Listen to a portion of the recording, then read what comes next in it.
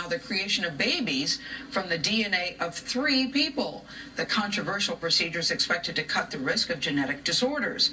Mark Phillips is outside Parliament in London, where the new rules are moving forward. Mark, good morning to you.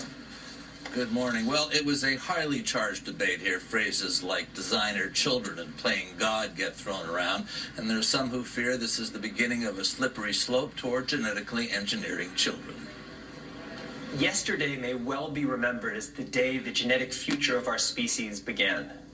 Jamie Metzel is a writer on genetics policy, and his words may sound a little overstated. But not to Poppy's family. She's almost 4 and suffers from mitochondrial disease. She can't walk and can barely speak. Her cells don't produce the energy they need for her to develop. Lily, her sister, does not suffer from the disease, but may carry the genetic defect.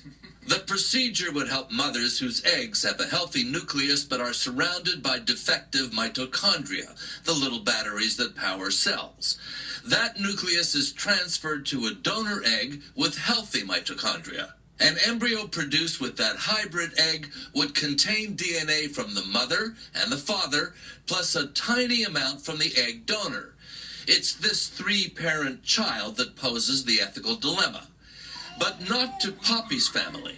It means the girls, Lily certainly, and Poppy, if she lives to reproductive age, could have children who don't have the disease. It's inherited. It will pass down the female line, so to give them a choice when they come to the age of wanting, thinking about children, an option of having a healthy child.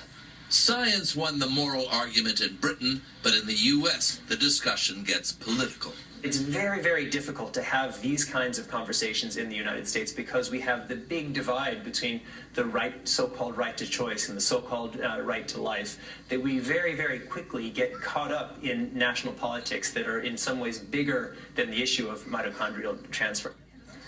Now, it's important to say that the DNA of the so-called third parent in the egg would not affect the characteristics of the child. It would, however, Nora, give that kid a chance to have a normal and healthy life. An important distinction, Mark. Thank you so much.